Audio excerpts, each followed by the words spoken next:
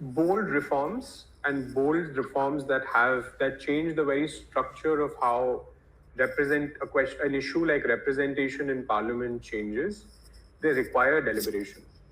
These reforms can't happen over 3 days. These reforms can't happen in the parliament by just putting them to vote. There is an inherent tension that the idea of increasing Lok Sabha seats on the basis of population, while it furthers one constitutional requirement of better representation, it is directly also in tension with the principles of federalism, which is also very core to how India as a country is.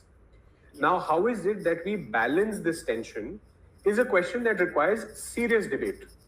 Sure. And I have for long believed that the way our institution was structured in 1950 doesn't really mean we hold on to that structure in 2025. We have to be open to identifying methods that work for India. They might not make sense for the West, but they have to make sense to India because it's an Indian problem.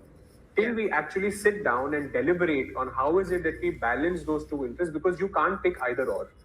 Two are very important values, and that's why I earlier said that deliberation has to happen in a joint parliamentary committee with consensus of parties of different political parties and not just numbers, who actually come together, negotiate, and realize that this is a solution that's acceptable to all, that takes care of both these interests, and that is unaffected by demographic changes. In 20 years, our population will go up even higher.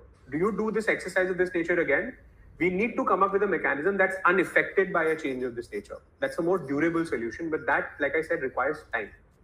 Right. You can't do that in 3 days. You need to sit down and do that on a much more detailed level.